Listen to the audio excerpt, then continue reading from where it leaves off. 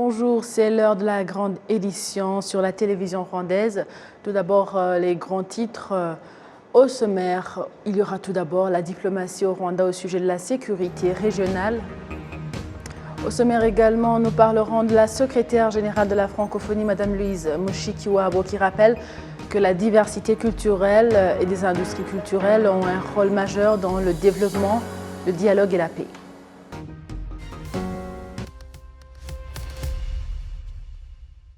Bonjour et bienvenue à la grande édition de la télévision rwandaise. On commence notre actualité avec la diplomatie au Rwanda au sujet de la sécurité régionale dans le récit de Winnie Nkurunziza que je vous propose de suivre.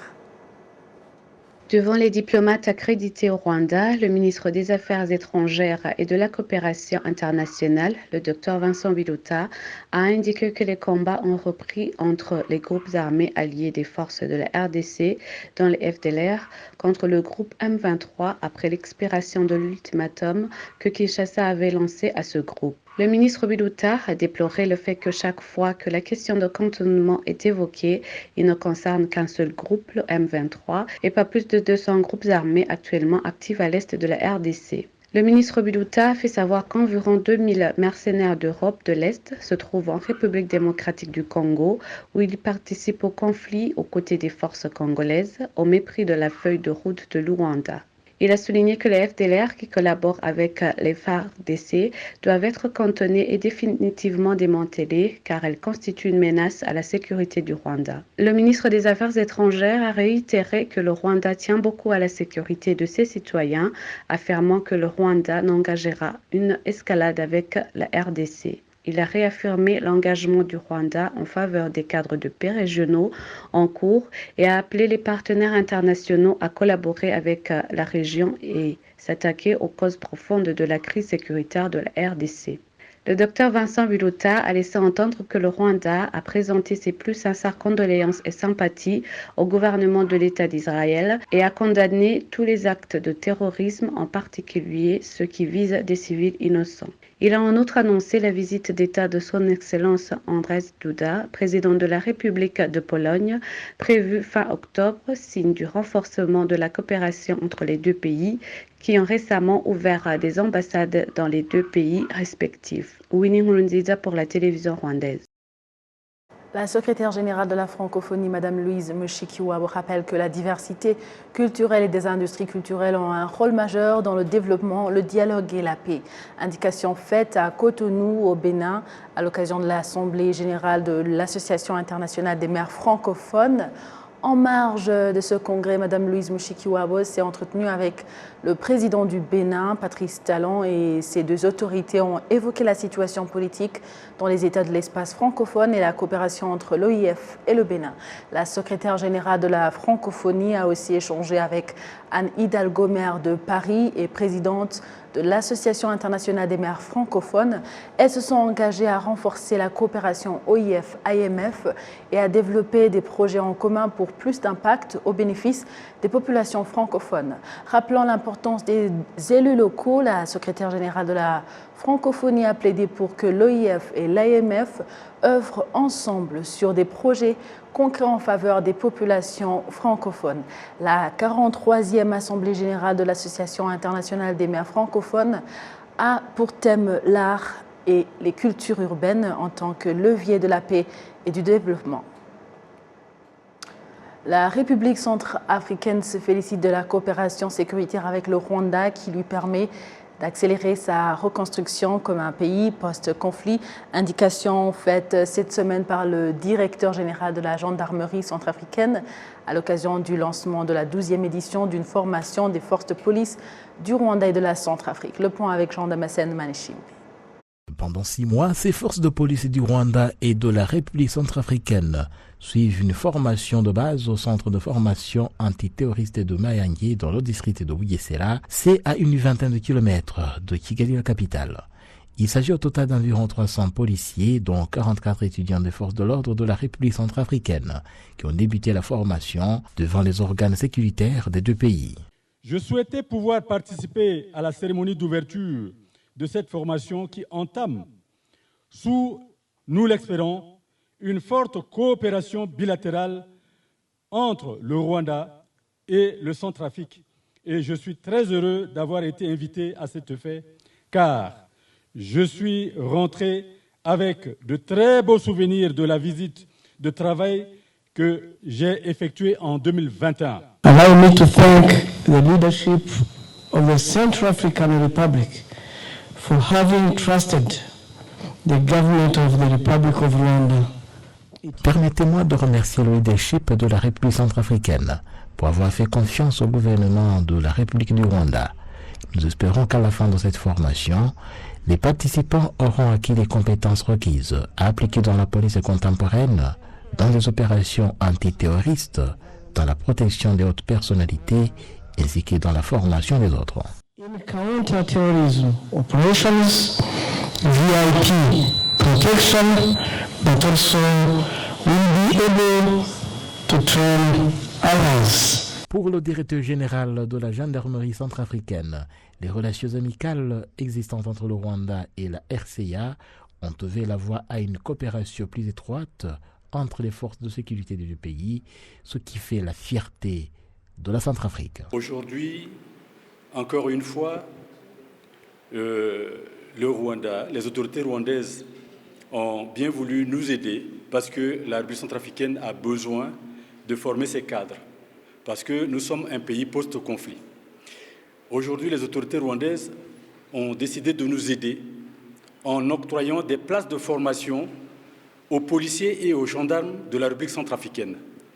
Voilà pourquoi aujourd'hui, 50 places ont été accordées aux forces de sécurité intérieure de la République centrafricaine, dont je me fais l'honneur de les accompagner et pour assister au lancement de cette formation. Le Rwanda est en train de prêter main forte pour ramener la sécurité et la paix en République centrafricaine. Moi, en tant que chef militaire de la République centrafricaine, j'ai vu de mes propres yeux la qualité des soldats rwandais, la qualité des policiers rwandais qui travaillent sur le sol centrafricain. C'est pour cela que nous avons souhaité que le Rwanda puisse nous aider également à former nos personnels dans les mêmes qualités. Je remercie infiniment les autorités rwandaises pour les aides sans cesse répétées à l'endroit de mon pays.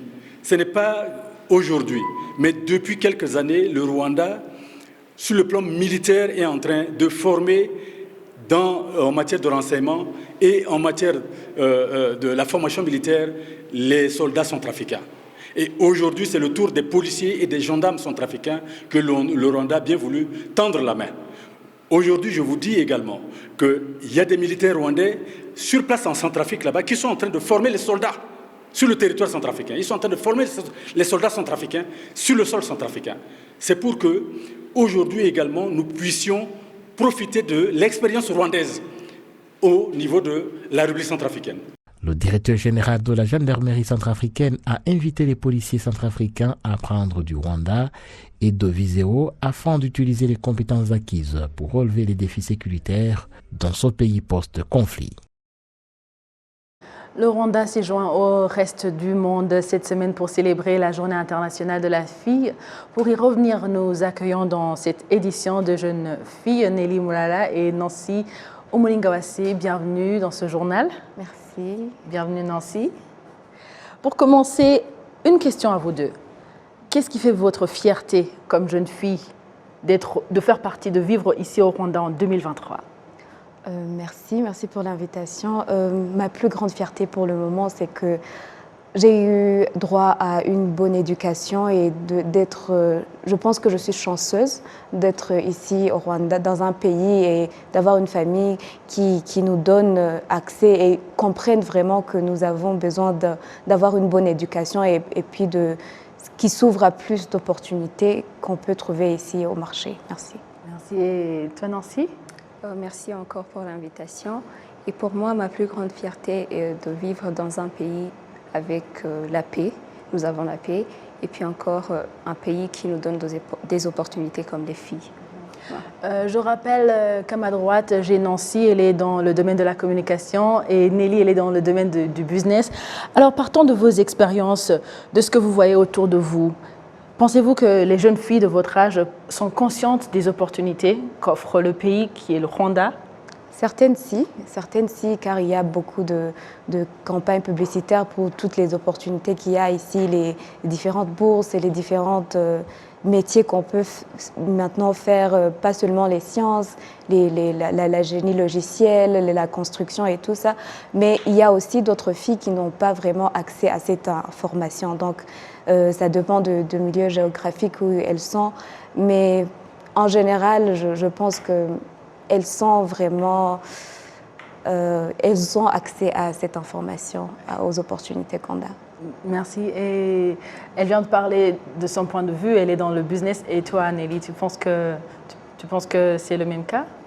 Ouais, je dirais que le Rwanda a connu une transformation significative qui a visé à donner les opportunités aux filles, l'égalité des sexes, l'opportunité d'étudier comme les sciences. Et puis encore, je dirais que notre pays a vraiment encouragé les filles dans divers domaines, y compris la science, la technologie, l'ingénierie, les mathématiques. Maintenant, aujourd'hui, nous avons des pilotes qui sont femmes et filles. Donc, ils n'ont pas aussi oublié l'innovation et le leadership. Donc, partout, nous avons conscience que notre pays ne nous a pas oubliés. Donc, ils nous ont donné plein d'opportunités. Nancy, tu as parlé du fait que les opportunités sont là. Tu remercies le pays et les filles de ton âge sont conscientes de ces opportunités. Que faut-il faire ou que faut-il ne pas faire donc, pour ne pas manquer à ces opportunités ou bien pour profiter au maximum de ces opportunités? Merci. Je crois que ce qu'il y a à faire, il faut d'abord, je dirais, il faut d'abord arrêter l'arrogance. Voilà. Quand les gens savent, quand les jeunes filles savent qu'ils ont l'opportunité, ils ont parfois de l'arrogance. Il ne faut pas avoir l'arrogance. Et puis encore, il faut profiter ou développer les compétences du 21e siècle, comme la technologie, la communication, le leadership. Il faut aussi avoir confiance en soi. Ouais. Nelly, elle vient de parler de l'arrogance. Tu en sais quelque chose? Si, il y a des fois, tu trouves une opportunité, parlons du milieu de business, tu as des opportunités et là, tu te penses plus supérieur aux autres et tu commences à mal faire ce que tu devais faire. Donc, c'est comme ça que je comprends. Mais si je peux ajouter quelque chose à ce qu'on peut faire de mieux pour que les opportunités, on les saisisse et qu'elles ne nous échappent pas, c'est d'abord tisser les réseaux avec les gens que tu veux être comme eux. Donc, et maintenant, on a nos role models qui sont presque... Avant, on avait des role models qui sont aux États-Unis et tout ça, mais maintenant, on peut même voir notre arbitre, Salima, elle est ici, et on peut tisser des réseaux facilement et aussi faire bon usage des réseaux sociaux. Avant de vous laisser partir, quand on parle de tisser les réseaux, donc tout ce qu'on fait, est-ce que vous pouvez nous parler du volontariat? Puisque maintenant, quand on a des compétences, on a tendance à dire non, moi je ne peux pas faire ceci sans rien être payé. Que penses-tu du volontariat? Je trouve que le volontariat, c'est la base. En fait, si j'avais une grande opportunité de vous raconter, c'est que le volontariat, c'est là où on commence parce qu'on peut venir, tu fais ce que tu aimes et puis là, les gens vont te reconnaître. Et puis, les gens, on sait très bien que la vie, c'est l'argent, mais aussi, on peut faire le volontariat et construire une base et puis avoir tout cet argent qu'on veut. Voilà, le volontariat peut être un pont qui nous amène à d'autres opportunités. Nancy, tu es dans la ville. Il y a une fille de ton âge qui est en milieu rural. Est-ce que tu penses à ce genre de personnes? Ouais. Et comment est-ce qu'on peut transférer ou bien échanger l'expérience? Ça arrive dans la communication? Oui, ça arrive. Ça arrive. Il y a des gens ou des jeunes filles qui demandent comment es-tu arrivé là où tu es. Je dirais que c'est la persévérance. La persévérance, parce que dans la vie, il y a des échecs, des hauts et des bas. Mais je leur dirais que les revers, c'est une partie vers la réussite. Merci beaucoup. Une dernière question, 30 secondes à chacune de vous. Il y a les opportunités, le pays a investi pour qu'il y ait des opportunités pour la jeune fille. Il y a la prise de conscience, il y a la communication donc, et aussi la conscience qu'il y a ces opportunités. Aujourd'hui, s'il s'agissait de comparer entre la compétition et l'entraide, est-ce que tu penses qu'une fois, si tu arrives de donner une formation à une autre fille, elle va te prendre ta place ou bien ça te fait plaisir? Pour moi, personnellement, ça me fait très plaisir. Donc, je sais qu'il y a quelqu'un d'autre qui peut faire ce que je peux faire et on peut travailler ensemble en équipe pour pouvoir avoir un résultat meilleur. Mais si j'étais ici toute seule, bien sûr, je serais la star et tout ça. Mais si j'avais quelqu'un, ça va m'aider aussi et ça me fait grand plaisir. Merci. En peu de mots, moi je dirais que l'union fait la force. Donc ça me ferait très plaisir parce que si je fais ceci et tu fais la même chose, donc notre union va faire la force et on aura un meilleur avenir. Merci d'avoir répondu à notre invitation. Si vous avez un message particulier pour ceux qui nous suivent, je te donne la parole.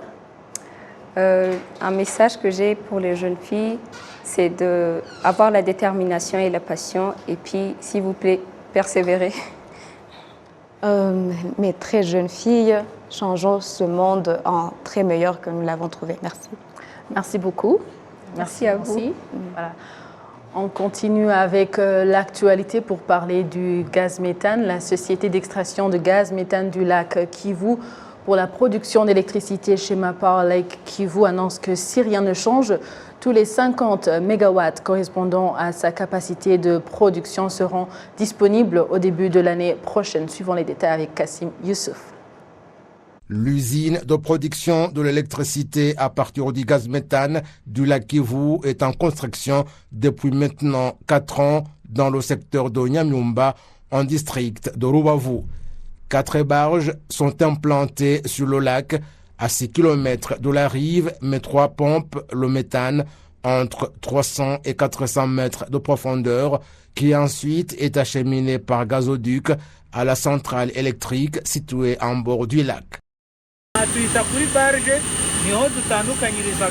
Celle-ci est la barge où s'effectue la séparation du gaz et de l'eau, et le gaz est soumis à une pression pour l'acheminer par gazoduc vers la rive. Une fois sur la terre ferme où se trouve l'usine, le gaz naturel est traité et puis filtré pour séparer le méthane d'autres différents gaz.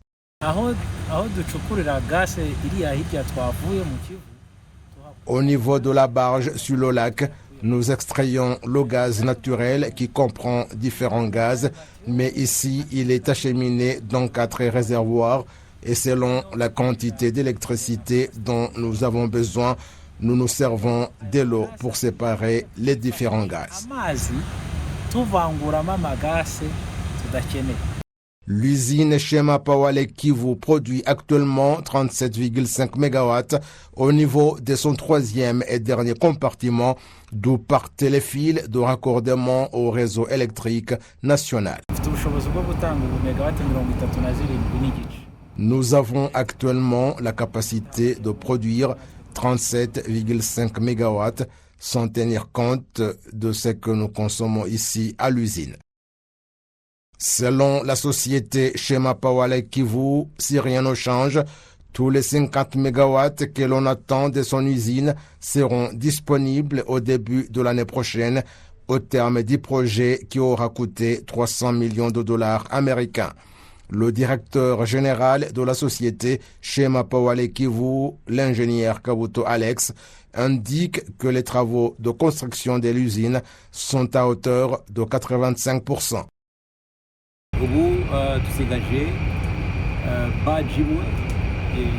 Il nous reste maintenant à achever très bientôt une barge de manière qu'au mois de février l'année prochaine, les 50 ou 56 MW correspondant à notre capacité de production seront disponibles et incorporés au réseau électrique national. Cet investissement placé à Nyamyumba a été une opportunité pour différentes catégories de Rwandais, dont ceux qui travaillent à l'usine. Si beaucoup de Rwandais y travaillent, c'est pour nous et pour le pays un honneur, et aussi les connaissances que nous acquérons peuvent aider dans d'autres domaines. Je travaille ici et mon salaire me permet de payer mes études universitaires. Il y a également la population voisine de l'usine qui admet que différentes infrastructures dans cette usine ont beaucoup transformé Nyamyumba. La direction de la société Shema Power Kivu indique qu'elle est prête à accroître la quantité de mégawatts qu'elle produit jusqu'à 100, mais à condition qu'un compromis soit trouvé avec le gouvernement qui devrait effectuer un investissement additionnel de 100 millions de dollars américains. Place maintenant au tatouage, sorte d'ornement corporel avec de la peinture permanente ou semi-permanente qui est devenue une mode qui traverse les cultures du monde. De plus en plus de jeunes Rwandais se prêtent à la tendance du tatou. Pour la plupart, c'est une forme d'expression artistique ou personnelle, une affirmation de l'identité à travers des dessins, des écrits ou des symboles qu'ils arborent fièrement marqués sur leur épiderme. Le dermatologue Yaya Ouedraogo reconnaît que le port du tatouage est le droit de chaque personne. Cependant, il prévient qu'il faut bien s'informer et vérifier la qualité des outils pour faire les tatouages. C'est d'abord le pigment utilisé. Ce pigment pourrait éventuellement être soit rejeté par l'organisme, donc donner soit des lésions de granulomes inflammatoires ou des granulomes à corps étranger. Donc, et certains peuvent évoluer vers des lésions cancéreuses. Et donc, du coup, personnellement, je ne conseillerais pas ces lésions de tatouage. Mais c'est vraiment faire attention aux différents pigments qui seront utilisés. Voilà, donc voilà ce que je peux dire. Maintenant, quant à, je dirais, l'opportunité, c'est bon ou pas, bon, c'est vrai que bon, chacun pourra faire le choix, mais en tant que dermatologue, je pense que ce serait bon de s'abstenir de ces tatouages permanents. Parce que les pigments utilisés ne sont pas toujours des pigments qui pourraient être tolérés par notre organisme. Donc, ne sachant pas exactement comment nous allons réagir, notre organisme va réagir, je pense qu'il serait préférable de s'en abstenir afin d'éviter éventuellement d'autres complications. Le docteur Ouedraogo ajoute que pour ceux qui se sont fait tatouer et voudraient revenir en arrière, des techniques d'effacement de tatouage existent. Les tatouages, effectivement, nous envoyons en consultation. Il y a certains qui viennent. Bon, l'aspect clinique, il y en a que ça se passe bien. Le tatouage n'a pas de souci. Bon, mais souvent, il y a d'autres qui veulent qu'on efface. Voilà. L'effacer, on peut le faire au laser, on peut le faire chirurgicalement. Bon. L'aspect chirurgical, souvent, c'est tellement étendu que ça serait un peu difficile de pouvoir le faire. Et donc, souvent, on a besoin d'autres types de manœuvres. On est obligé soit de faire ça avec les chirurgiens généralistes qui pourront éventuellement l'enlever. On revient avec l'actualité internationale dans un instant.